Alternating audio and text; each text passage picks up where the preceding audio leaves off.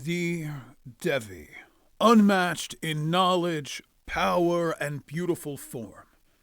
In Shaktism, Devi is seen inhabiting and cohabitating with the goddess Parvati at the side of Shiva.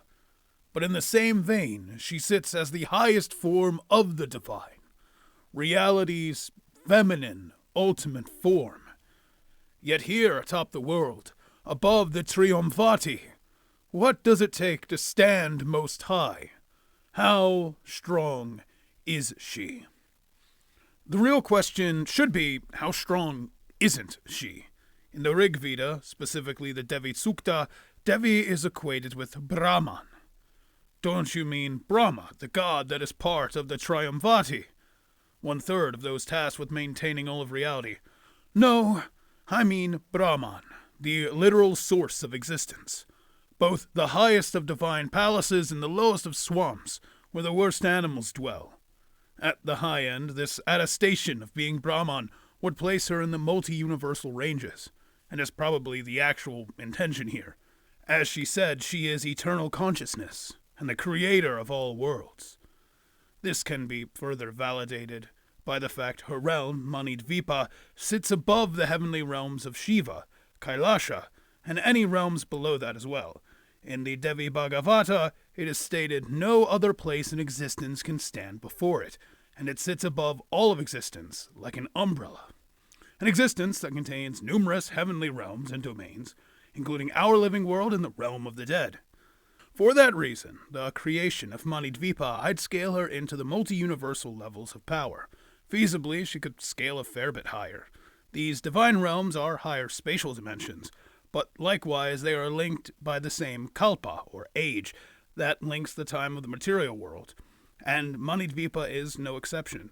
If you would like, though, this could be interpreted as a multiversal level space, but that does not seem to be the case to me at least.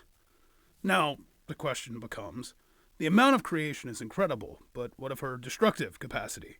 Is this not a power scaling video? Well, that is where a Mahakali comes into place. Since each goddess is essentially a lower form of Devi in Shaktism, her destructive nature in the Tri-Devi emerges as Mahakali, a proclaimed devourer of all things, a destructress, and one bearing the will of the great destroying goddess. Taking this literally, as I try to do with all mythology and faiths I scale, this would grant Devi, at least when she assumes the form of Mahakali, the same multi-universal levels of destructive power as her creative power bestows, backed up here by the fact that it even says she can just destroy everything. Her durability is clearly on par with her attack potency and destructive capacity, somewhere in that universal to multi-universal level of power. In terms of speed, she is speed. She is Brahman. She is both formed and formless. She is everywhere and nowhere simultaneously. That literally is omnipresence. How fast is she? Yes. I hate that I have to say that. And unlike everything else where I have to look at numbers or math or how fast a javelin's thrown or descriptions like lightning, she just is places because places are her. Her abilities, not that she would ever have to fight, appear to be based on creation more than destruction. She possesses the ability to manifest great walls of precious stones and metals, pillars of ornate gemstones, and forests made of all the trees in the world, all of which to decorate Manidvipa and to show her greatness above the gods beneath her, which is everything and everyone. If you want to be pedantic, and since feminine divine forms are Devi, any ability attributed to Parvati, such as manipulation of energy and spirit, or Durga's ability to create and destroy and manipulate the tides of good and evil, and Kali's abilities of destructive expression are all in Devi's hands. So, how strong is Devi, the divine, the manifestation of Brahman, the holder of Adi Shakti, the creator of all gods and godlike things beneath her? I place her comfortably in the multi-universal ranges of power, up to potentially multi-universal if all of these higher divine realms function as their own time spaces, along being spatially higher dimensions.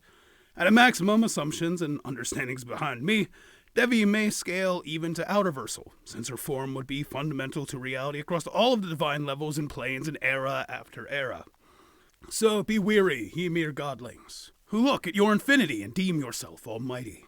For you sit merely as the smallest of fish in the great pond of Manidvipa, guided along by the hand of Brahman itself. As always, thanks for watching, stay hydrated, and be good people.